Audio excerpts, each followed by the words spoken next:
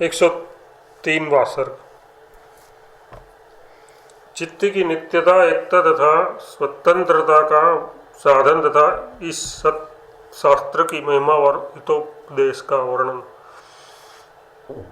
सबसे पहले चित्त सामान्य की अविनाशिता का सबके अनुभव बल से साधन करते हैं। श्री वशिष्ठ जी ने कहा, ये श्री राम जी जागृत तथा स्वप्नावस्था में अंतःकरण के साक्षी रूप से तथा सुसुप्ति दशा में अज्ञान स्वप्नादि के साक्षी रूप से प्रत्यगात्म प्रकाश मात्र अथवा विषय प्रकाश मात्र सबको भासता है। इसलिए प्रत्यक्ष प्रमाण से और व्यवहार से तथा स्मृति प्रमाणों से जो आदि एवं अंत से रहित शांत चिन्मात्र है वह तो सिद्ध ही है, उसका भला नाश किस कारण हो सकेगा। यदि कहो उससे असाधित कारण से उसका नाश होगा तो उससे असाधित कारण ही प्रसिद्ध नहीं है और उसके द्वारा जो साधित है उसका तो वह उपजीवक है, इसलिए वह उसके नाश का हेतु कैसे हो सकता है। अतः उसका कभी भी नाश नहीं हो सकता। यदि आप काल को उसके नाश का निमित्त बना बताए तो काल भी उसके नाश का निमित्त नहीं हो सकता, क्योंकि काल भी सिद्ध तो उसी के अधीन है, अतः उसका भी वह उपजीवन है। अविनाशी पुरुष चिन्मात्र स्वरूप रहे, उससे प्राकृत में क्या आया। इस पर कहते हैं, चूंकि पुरुष चिन्मात्र स्वरूप है इसलिए कदापि वह नष्ट नहीं हो सकता। यदि चिन्मात्र नष्ट हो जाए तो फिर क्या उत्पन्न होगा और कैसे उत्पन्न होगा। यदि कोई कहे कि नाश के अनंतर दूसरी चित्ती उत्पन्न हो जाएगी, उससे पुनः सृष्टि होगी, तो इस पर कहते हैं, श्री रामचंद्र जी चिन्मात्र से भिन्न कोई दूसरा चिन्मात्र किसी प्रकार कदापि हो ही नहीं सकता, क्योंकि चित्ती तो एकमात्र अनुभव स्वरूप है। उसका पूर्व और उत्तर काल से सर्वांश में सादृश्य है, उसकी भला कैसे भिन्नता होगी। यथार्थ वह अन्यथा मिथ्या ही है। यदि कोई कहे कि पुरुष के भेद से चित्ती का भेद होगा तो उस पर काल भेद की तरह पुरुष भेद से भी चित्ती का भेद सिद्ध नहीं किया जा सकता, क्योंकि हिम आदि में शैल्य आदि की तरह चित्ती में भी किसी को विलक्षणता का अनुभव नहीं होता, ऐसा कहते हैं। जब सभी लोगों को हिम शीतल है, अग्नि उष्ण है तथा दुग्ध मधुर है तो यो भासता है, तो फिर इस निर्मल चिन्मात्र में भी भेद कैसे भासेगा। सुख दुख रूप ज्ञान के सिवा चैतन्य कुछ नहीं है। विशेष ज्ञान में अविच्छेदकता संबंध से शरीर कारण है। शरीर का नाश होने से ज्ञान का नाश मानने वाले चार्वाक और वैशिकों की शंका उभाड़ कर उसका निराकरण करते हैं।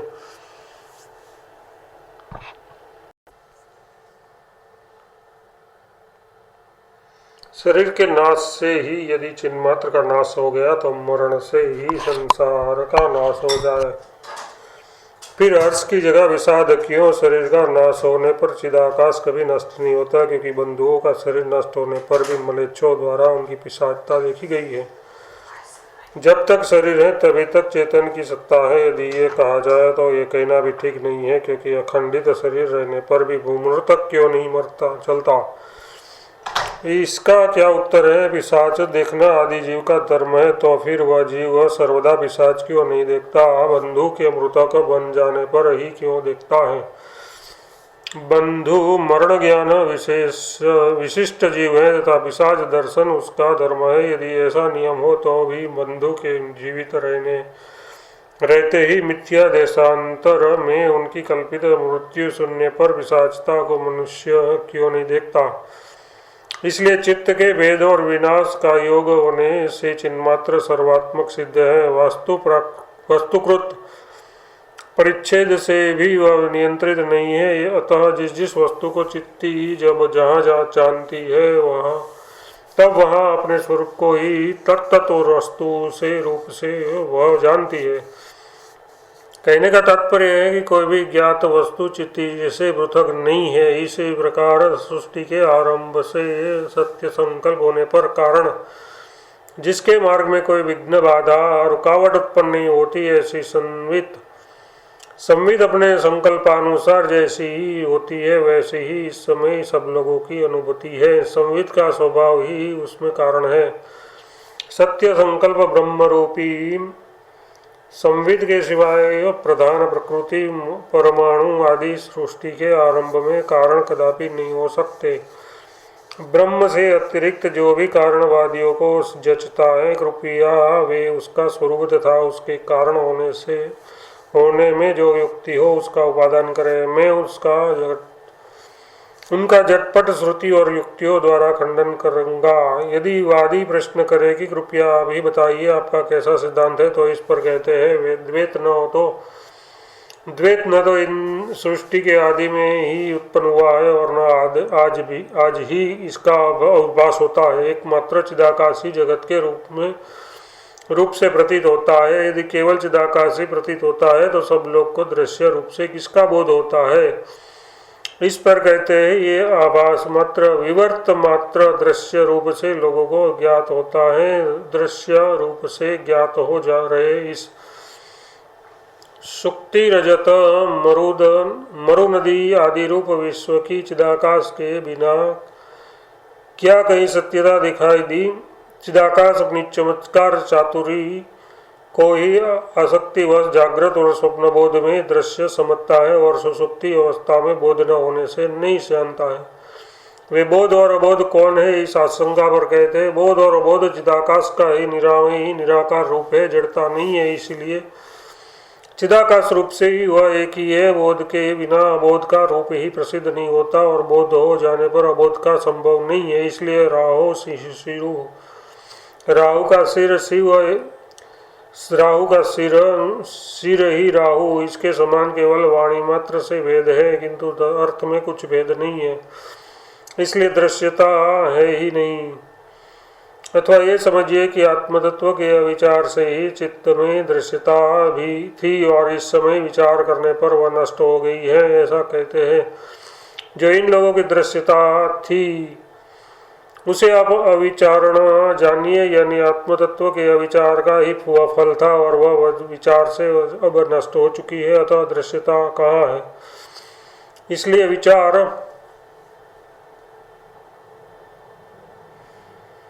विचार के ही प्रयत्न करना चाहिए। ये बात मैं अनेक बार कह चुका हूँ। ऐसा कहते हैं इस आत्मज्ञान के विषय विचार में ही बुद्धि का यत्नपूर्वक उपयोग करना चाहिए। यत्नपूर्वक किया गया परम विचार इस लोक और परलोक दोनों लोकों में सिद्धि देने वाला है।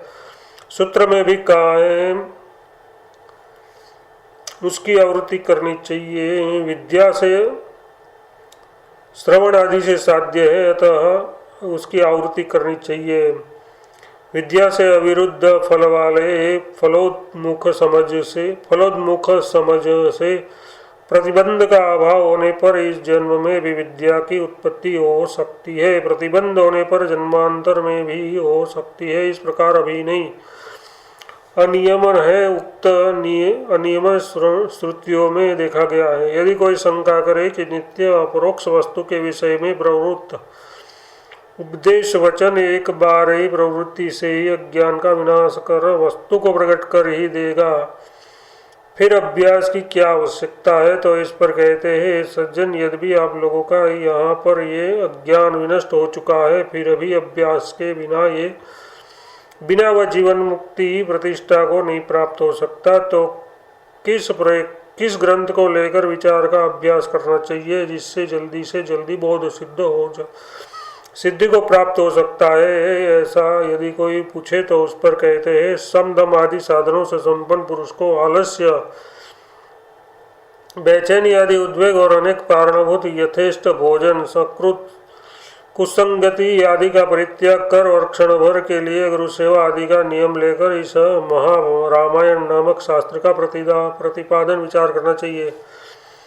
ये इस लोक और परलोक दोनों लोक में हितकारी और कल्याणकारी है। उस पर भी बहुत से सहपाठियों के साथ मिलकर अभ्यास करना आपस में एक दूसरे के अनुभव के आदान प्रदान द्वारा बहुत जल्द ज्ञान प्रतिष्ठा का हेतु है, ऐसा कहते हैं। ये आत्मज्ञान तरह तरह की असंभावना, विपरीत भावना आदि रखने वाले आप लोगों के बिल्कुल मिलजुल कर अभ्यास न करने से ज्ञान होता हुआ भी आत्म अज्ञात प्राप्त हो जाता है। ज्ञान दुर्लभ है ये भय, इस भय से श्रवण का त्याग कदापि नहीं करना चाहिए। कहते हैं जो जिस वस्तु को चाहता है उसके लिए यत्न करता है और वह यदि थक कर बीच में ही अपने विचार न बदल दे तो उसे अवश्य प्राप्त करता है। अनात्म शास्त्रों के अभ्यास से विमुख हुए पुरुषों को इस शास्त्र का अभ्यास करना चाहिए। वह कहते हैं इसलिए असत्य शास्त्रों की विचारणा से आप लोग निवृत्त हो जाइए। जैसे युद्ध से बिजली लक्ष्मी प्राप्त होती है, वैसे ही इस सत्य शास्त्र के अभ्यास से आप लोगों को अवश्य शांति प्राप्त होगी। ये मन रूपी नदी विवेक और अविवेक दोनों ओर बहती है। जिस ओर प्रयत्न से विरोध दूसरे स्तोत्र को रोकने के यत्न से बहाई जाए वही पर स्थिर हो जाती है। इस शास्त्र के सिवा विवेक का सर्वश्रेष्ठ साधन आज तक न कोई हुआ है और न आगे होगा। इसलिए परम बोध की प्राप्ति के लिए इसी का पुनः मनन करना चाहिए। जो पुरुष इस श्रेष्ठतम शास्त्र का विचार कर चुका है उसे प्रत्यक्ष रूप से आत्मतत्व बोध का अनुभव होता है, जो कि संसार रूपी मार्ग की थकावट दूर करने वाला है। वरदान अथवा शाप के समान चिरकाल के विलंब से उसका अनुभव नहीं होता। ये शास्त्र माता पिता आदि की भी अपेक्षा अत्यंत हितकारी है। ऐसा कहते हैं आपको जो हित पिता ने नहीं किया या जो हित माँ ने नहीं किया अथवा जो हित पुण्यों ने नहीं किया वह हित ये शास्त्र तुल्य को करेगा, शास्त्र तुरंत करेगा यदि विचार द्वारा आप लोग इसे जान ले। जगत शिरोमणि यह भवबंधन रूपी विषुचि का असीम है। आत्मज्ञान के अतिरिक्त अन्य उपाय से कभी भी इसका समन नहीं हो सकता। अहम यो मिथ्या ही खड़ी हुई महामोहमयी माया को और उक्त माया से प्राप्त हुए अपरिमित शोचनीयता का शास्त्रार्थ भावना द्वारा शीघ्र ही परित्याग कीजिए। आरंभ में आपात मधुर प्रतीत होने वाले शून्य स्वरूप विषयों का आस्वाद ले रहे आप लोग एकमात्र आकाश रूपी अपार सृष्टि की और भूखे अत एवं रस शून्य वायु को चाट रहे सर्पों के समान न बढ़े।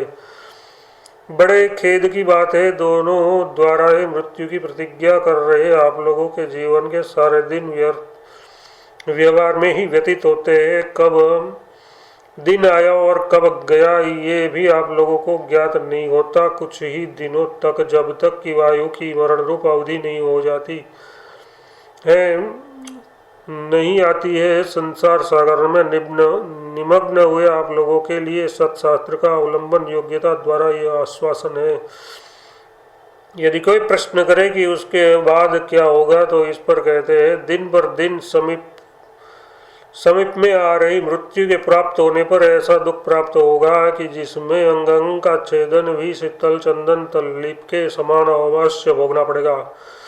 मूर्ख लोग युद्ध आदि में प्राणों की बाजी लगाकर भी धन और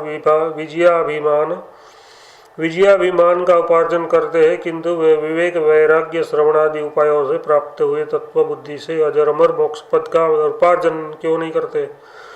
जो विवेकशील पुरुष अनायास एकमात्र आत्मतत्व से ब्रह्माकाश में स्थान बनाते हैं, ज्ञान रूपी शत्रु का वध करने में असमर्थ उन सर्वोत्कृष्ट पुरुषों द्वारा उत्तम शास्त्र की अपेक्षा से अपने सिर पर अज्ञान रूपी शत्रु की लात कैसे सही जा सकती है। ये पुरुषों, आप लोग अभिमान तथा मोह से रहित विवेक को प्राप्त होकर यानी तत्व जानकर मोक्ष गति को प्राप्त हो। अधम संसार गति को प्राप्त न हो। आत्मबोध द्वारा बड़ी बड़ी विपदाओं की जड़ खोदी जाती है। ये वशिष्ठ चिरकाल से हम लोगों के उद्बोधन में कमर कसकर लगा है। मारे चिल्हाड़ के इसका कष्ट सुखा गया है। ये बेचारा कष्ट सुखने से बच जाए तो जय यो मेरे ऊपर दया से मेरा वचन ध्यान से सुनकर आप लोग अपना स्वरूप जानिए। यो अतिशय वात्सल्य कहते हैं। आप लोग के उद्बोधन के लिए ही जान से लगे हुए आप लोगों के लिए रात दिन प्रलाप कर रहे, कंठ सुखने आदि क्लेशों से नित्य पीड़ित हो रहे मेरी जगत प्रसिद्ध इस वशिष्ठ की ओर देखकर दयावश मेरे वचनों को आदर से सुनकर उद्बुद्ध हो देहेंद्रियादि परिच्छिन्न आत्मभाव का परित्याग कर यथार्थ ब्रह्मात्मता प्राप्त कीजिए। आज ही आत्मज्ञान से क्या प्रयोजन है, आगे चलकर कभी आत्मज्ञान कर लेंगे, यो सोचने वाले के प्रति कहते हैं। जो पुरुष आज ही मृत्यु रूपी आपत्ति की चिकित्सा नहीं करता वह मूढ़ मृत्यु जब सिर पर सवार होगी तब व्याकुलतावश मैं क्या करेगा। अपने असली स्वरूप का ज्ञान कराने के लिए इस ग्रंथ को छोड़कर दूसरा ग्रंथ नहीं है। इसलिए जैसे तेलार्थी तेल चाहने वाले तेलों का संग्रह करते हैं, वैसे ही अपना कल्याण चाहने वाले को यह इच्छित अर्थ देने वाला है। इस बुद्धि से इस ग्रंथ का संग्रह करना चाहिए। यदि कोई प्रश्न करे कि अन्य अध्यात्म शास्त्र ग्रंथों की अपेक्षा इसमें क्या विशेषता है, तो इस पर कहते हैं ये शास्त्र ग्रंथ दीप की नाई आत्मरूप ज्ञान को प्रकाशित करता है। पिता के समान वो हितोपदेश देता है और कांता के समान अत्यंत आनंद देता है। नित्य प्राप्त भी जिस आत्मरूप ज्ञान को अनेक शास्त्रों से लोग नहीं जान सके, उस दुर्बोध मधुर ज्ञान को इस ग्रंथ के अभ्यास से जान जाएंगे। इसमें तनिक भी संदेह नहीं है। शास्त्रों में मुख्य आख्यानों में ये सर्वोत्तम है। ये अनायास ज्ञान देने वाला अत्यंत मनोहर एवं अनादि है।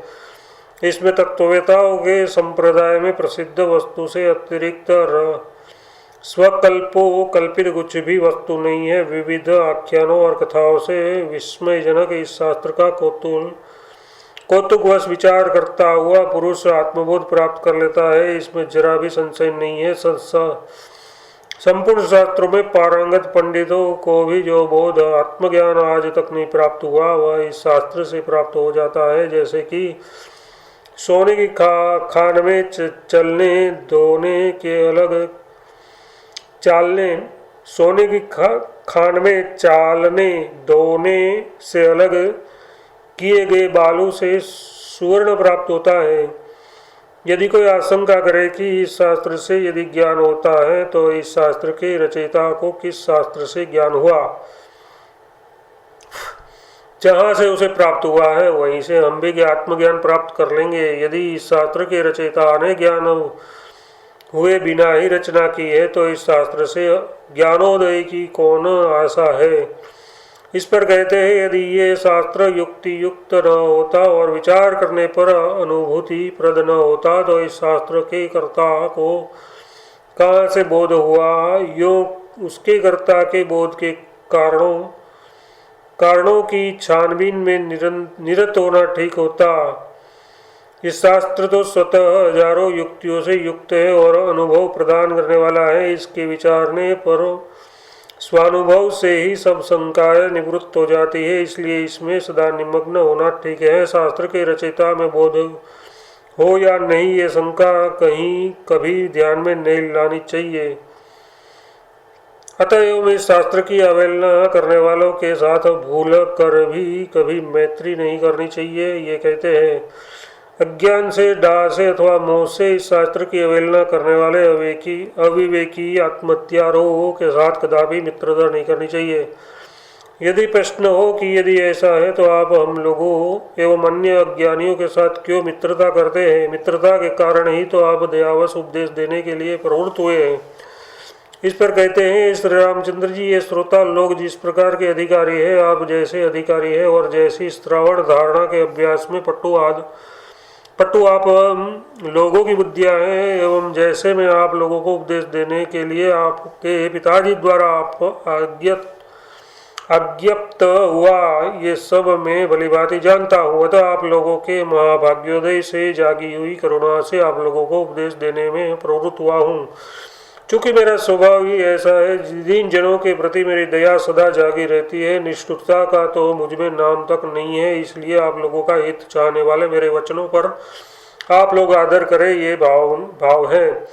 अथवा मैं आप लोगों का आत्मा ही हूँ, आप लोगों के पुण्य से शुद्ध आत्म तत्व का आप लोगों को उपदेश देने के लिए आया हूँ। मेरे भी आप लोग परम प्रेमास्पद आत्मा ही है, इसलिए आप लोगों का मित्र सा हो गया हूँ, ऐसा कहते हैं। मैं न मनुष्य हूँ, न गंधर्व हूँ, न देवता हूँ और न राक्षस हूँ, किंतु आप लोगों का शोधित संविद रूप आत्मा हूँ, सूक्ष्मार्थ आत्मा हूँ तथा आप लोगों को आत्मज्ञान का उपदेश देने के लिए यहाँ स्थित हूँ।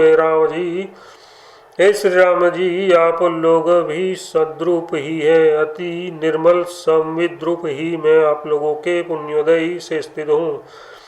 मैं आप लोगों की आत्मा से अतिरिक्त नहीं हूँ, मैं आप लोगों का अत्यंत आप्त हूँ। इसलिए जब तक रात्रि के समान अंधकार पूर्ण मृत्यु दिवस पास में नहीं आते, तब तक मेरे द्वारा कहा गया सब वस्तुओं में वैराग्य रूप पहला सार पदार्थ बटोर कर रख लीजिए। जो पुरुष इसी नरक में नरक रूपी व्याधि के प्रतिकार का उपाय नहीं करता, वह औषधि रहित, जहाँ औषधि दुर्लभ है, स्थान में जाकर नरक रूपी रोगों से छटपटाता हुआ क्या करेगा। यदि कोई आशंका करे कि वैराग्य ही परम सार क्यों है, तो इस पर वैराग्य के बिना वासनाओं की तंतुता अल्पता की सिद्धि नहीं हो सकती, ऐसा कहते हैं। जब तक सकल पदार्थों में वैराग्य नहीं प्राप्त होता, तब तक पदार्थों की वासना निवृत्त नहीं होती। वासना की निवृत्ति में आपका इतना बड़ा आग्रह क्यों है, ऐसी आशंका होने पर कहते हैं, हे महामते, आत्मा का पूर्ण रूप से उद्धार करने के लिए वासना की निवृत्ति को छोड़कर दूसरा कोई भी उपाय न कभी था और न होगा। पदार्थों के रहते उसकी वासना की निवृत्ति कैसे हो सकती है, इस पर शंका पर कहते हैं, यदि पदार्थ सत्य रूप से रहे तो उसमें से अपने अनुकूल पदार्थों में ये मेरे लिए आवश्यक है, इसका मुझे संपादन करना चाहिए इत्यादि वासना होती है। किंतु वे पदार्थ तो खरगोश के सिंग आदि की तरह यहाँ है ही नहीं। जगत में जितने पदार्थ है उन सब जब तक विचार नहीं किया जाता तभी तक रमणीय प्रतीत होते हैं, वस्तुतः तो उनकी सत्ता है ही नहीं। विचार करने पर वे सामने खड़ी ही न होते हैं, न मालूम कहाँ विलीन हो जाते हैं। यद्यपि ये पदार्थ वेदांतियों के विचार में नहीं है, तथापि कपिल कणाद आदि के विचार में तो है ही। ऐसी अवस्था में आपने उन्हें असत्य ही कैसे मान लिया, इस शंका पर कहते हैं, प्रामाणिक विचार करने पर जो जगत पदार्थ नहीं टिकते हैं वे कैसे है, उसका क्या स्वरूप है, वे एक एक वस्तु रूप है या सर्व वस्तु रूप है, सदा ही रहते हैं या कभी नहीं रहते हैं। इस प्रकार से पहले सैकड़ों बार हम उनका खंडन कर चुके हैं। ये अर्थ है, जगत के सभी पदार्थ कारण के अत्यंत अभाव से सृष्टि के प्रारंभ में उत्पन्न ही नहीं हुए। जो ये प्रतीत होता है वह परम ब्रह्म ही है। कारण का अभाव कैसे है, ऐसा प्रश्न होने पर कहते हैं, सभी इंद्रियों से अज्ञेय स्वप्रकाश चिदैक्रेश परब्रह्म में मन सहित 5 इंद्रियों से वेद्य होने पर पदार्थों के कारण की प्रलय काल में संभावना तक नहीं की जा सकती। नाम और रूप युक्त जगत का अनाम और रूप ब्रह्म कारण नहीं हो सकता, यो युक्ति विचार दर्शाते हैं। विविध नाम रूप वाले पदार्थों का नाम रूप विहीन कारण कैसे हो सकता है। इसी एक रीति से वस्तु अवस्तु का कारण तथा शून्य अशून्य का कारण मन ही कहा जा सकता है। ये कहते हैं, वस्तु में अवस्तुता कैसे हो सकती है और व्योम में अव्योमता कैसे हो सकती है। वट के बीज में के समान आकार का साकार, वट के बीज के समान साकार का साकार ही बीज हो सकता है। बीज वह वस्तु हो, उससे साकार विसदृश अन्य की उत्पत्ति कैसे हो सकती है, जिनमें तनिक भी आकृति वाला कुछ बीज नहीं है, उससे आकृति वाला विश्व उत्पन्न होता है। ये कथन विडंबना अवस्था के समान निरर्थक है। उस परम पद में कार्य कारण अभावादि नहीं है। बकवास के कारण जो उसमें कार्य कारण भाव आदि की कल्पना की जाती है वह निरी मूर्खता है। सहकारी और निमित्त कारण के अभाव में कारण से उपादान कारण से कार्य की उत्पत्ति नहीं होती। सहकारी और निमित्त कारण के अस्तित्व में होती है। ये बात बच्चों तक निवेदित है। जगत ज्ञान रूप होने के कारण भी चित्त जगत कारण नहीं हो सकता, क्योंकि घटक ज्ञान में घट कारणता नहीं दिखाई देती, ऐसा कहते हैं। कहिए तो सही, जगत मात्र का अज्ञान रूप चित्त पृथ्वी आदि का कारण कैसे हो सकता है? चित्त में अचित्त की स्थिति नहीं हो सकती, इसलिए भी चित्त जगत का कारण नहीं हो सकता, ऐसा कहते हैं। भला कहिए तो सही, धूप में छाया कैसे रह सकती है? इससे परमाणु कारणवादी बौद्ध आदि के मत का खंडन हो गया।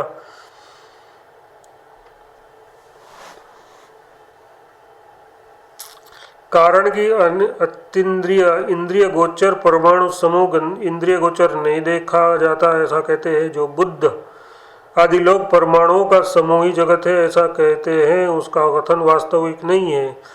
जैसे कोई खरगोश का सिंह धनुष के तुल्य है ऐसा कहे, वैसे ही ये भी अज्ञान से कहा जाता है।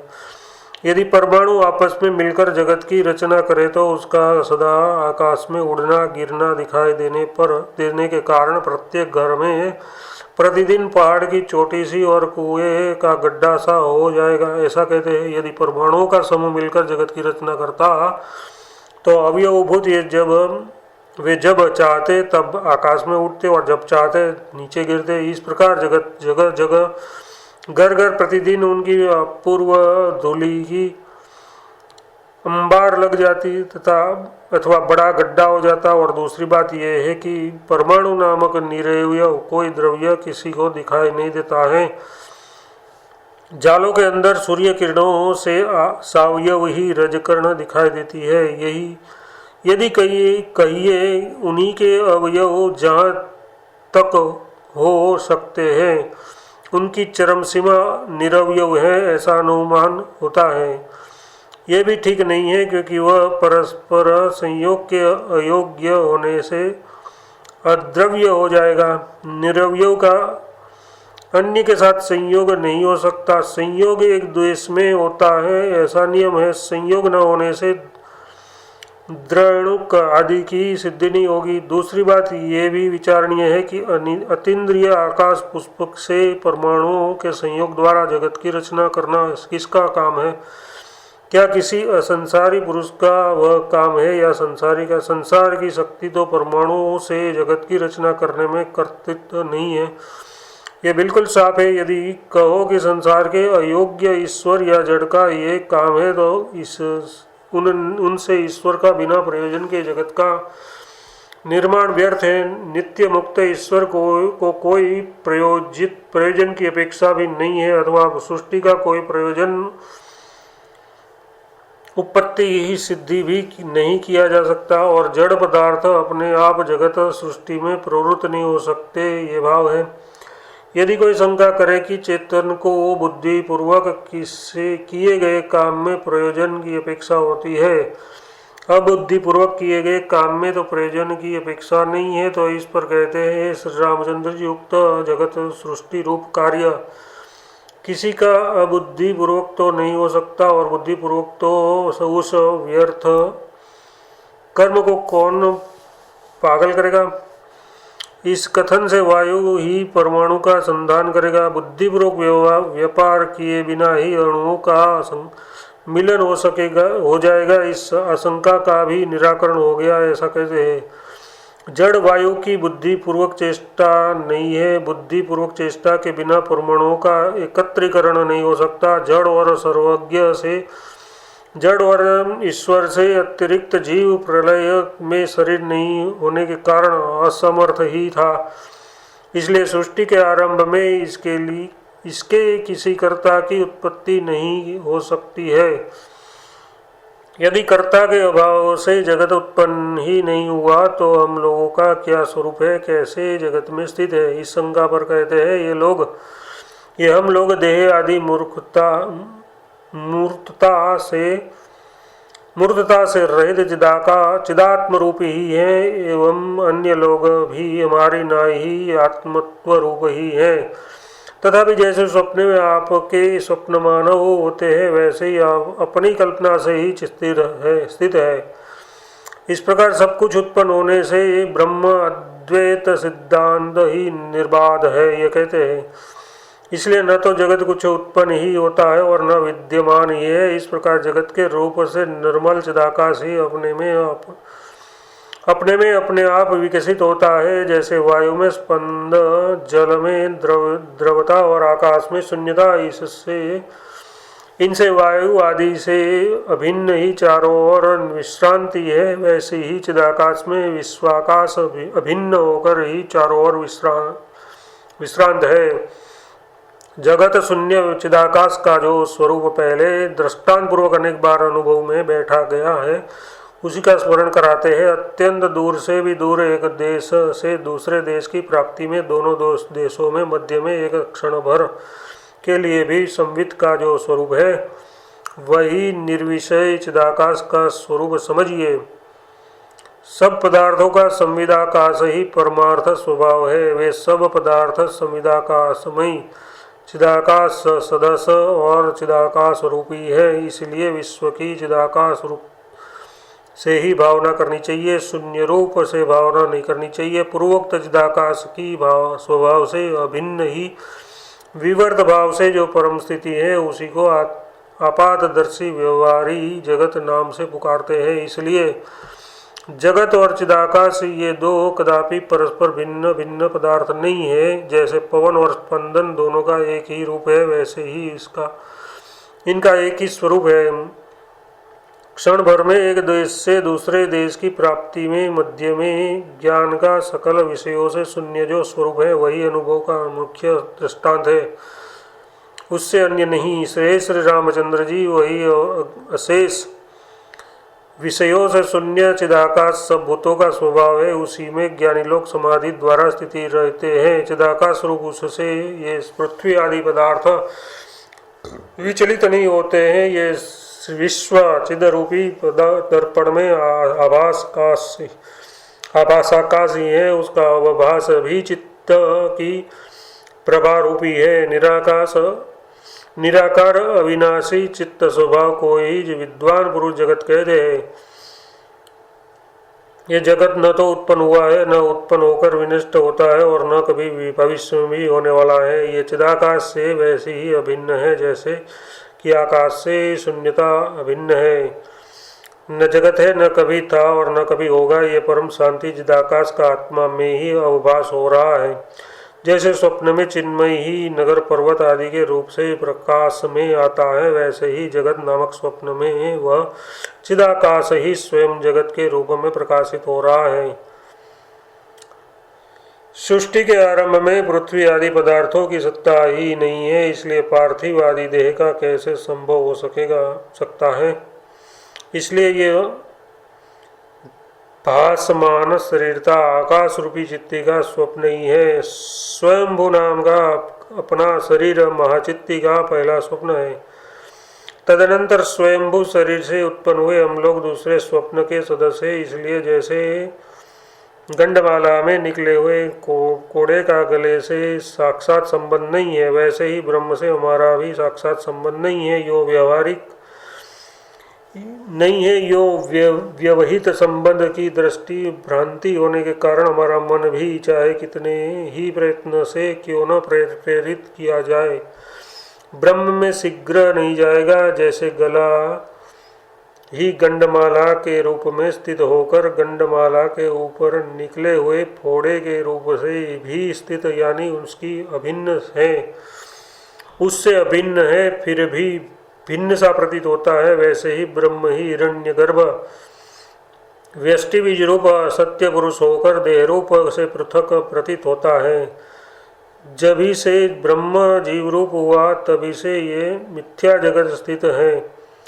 ब्रह्म से लेकर तृणी परिणत सारा जगत स्वप्न जगत से समान असत्य ही उत्पन्न होता है और स्वप्न जगत के समान ही नष्ट हो जाता है। जैसे स्वप्न में चिदाकाश ही जगत का रूप धारण कर लीन हो जाता है, वैसे ही जागृत नामक स्वप्न में भी जन्म धारण किए बिना ही जगत का रूप धारण कर नष्ट होता है। यदि जगत असत अनुरूप है तो उसका अनुभव कैसे होता है और कैसे ये सत्य की नाई स्थित है, क्योंकि खरगोश के सिंग में जो असत है ये दोनों बात तो ये नहीं दिखाई देती, इस शंका पर कहते हैं। जैसे स्वप्न में संवित ही नगर पर्वत नदी आदि के रूप से उदित होते हैं, वैसे ही अलित असत होते भी अनुभूत और असत होते भी सत्यवत स्थित ये जगत संवत से ही उदित है, अतः संवित रूप ही है, शून्य रूप नहीं है। स्वप्न नगर आदि के समान ही निराकार होती हुई भी साकार सी संवित जगत रूप से स्थित है। जैसे कि मेरु पर्वत के धूलीकण परमाणु के समान अणु है, वैसे ही संवित काल आकाश से भी अणु सूक्ष्म है। आकाश से भी बढ़कर अणुता नाम का धर्म कहाँ प्रसिद्ध है, जो कि संविदाकाश का ब्रह्म का धर्म होगा, इसलिए आकाश से भी बढ़कर अणुता उसका धर्म नहीं है। तब अणुता कहने का तात्पर्य क्या है, इस आशंका पर कहते जगत का आकार स्थूल आकार अनुरूप कारण के बिना नहीं बन सकता, ये कहने के लिए ही उसे अणु कहा है। यदि कोई शंका करे कि ईंट आदि से नगर आदि की उत्पत्ति दिखाई देती है, अतः जगत से ही जगत की उत्पत्ति हो, ये जगत की उत्पत्ति हो, न कि ब्रह्म से, इस पर कहते हैं जो नगर आदि सृष्टि के आरंभ में उत्पन्न नहीं हुआ वह नगर जगत से कैसे उत्पन्न हुआ। दूसरी बात यह है कि स्वप्न में ईंट आदि के बिना ही नगर आदि दिखाई देते हैं। जागृत वेदना आकाश में जो नगर है वह हमारे सिद्धांत में स्वप्न में भी नगर है और वहाँ पर व्यभिचार स्पष्ट है, क्योंकि वहाँ ईंट आदि से नगर निर्माण नहीं होता है। इस प्रकार स्वप्न पदार्थ और जागृत पदार्थों का परस्पर भेद न होने पर स्वप्न पदार्थों का चिदाकाश से भेद न होने के कारण जागृत पदार्थों का भी चिदाकाश से अभेद सिद्ध हो गया। इस अभिप्राय से कहते हैं जैसे शून्य और आकाश का परस्पर कोई भेद नहीं है, दोनों एक ही है, वैसे ही स्वप्न पर्वत और चिदाकाश में भी परस्पर भेद नहीं है, दोनों अभिन्न है। जो चिदाकाश है वही स्वप्न नगर है। उक्त अभेद में स्वप्न वायु और वायु आकाश दृष्टांत है। ये कहते हैं जैसे जो ही स्पंदन है वही वायु है, और जैसे स्पंदन और अस्पंदन रूप वाला वायु आकाश से अभिन्न है, वैसे ही चिदाकाश और स्वप्न नगर अभिन्न है। इसलिए चिदाकाश ही जगत के आकार में दिखाई देता है। ये सब चिद्रूपी सूर्य का निराधार प्रकाशन है। ये समस्त जगत जन्म विनाश रहित अखंड स्फुरण रूप निर्मल निर्विकार पदार्थ के समान स्तब्ध शांत ब्रह्म ही है। इस तरह चित्त की प्रपंच शून्यता सिद्ध हुई, ये कहते हैं। इसलिए जरा आप कहिए तो सही, कैसे पृथ्वी आदि पदार्थ हैं, कहाँ से ये उत्पन्न हुए हैं, कहाँ पदार्थ बुद्धि है, कहाँ द्वैत है, कहाँ अद्वैत है, कहाँ मैं हूँ, कहाँ पदार्थ है और कहाँ वासना है। हे श्री रामचंद्र जी, आप निर्विकार शुद्ध बोध रूप तत्व के परिज्ञान से उक्त तत्व में एक रूप होकर सदा राज्य का परिपालन आदि व्यवहार करते हुए भी उसमें मैं करता हूँ ये अभिमान न होने के कारण विकार से रहित परस्पर विरोधी द्वैत और अद्वैत से युक्त होकर और अंदर अत्यंत शीतल ही निरतिशय आनंद को प्राप्त हुई है, क्योंकि विक्षेप के कारणभूत ये पदार्थ है ही नहीं। 103वां स्वर्ग समाप्त।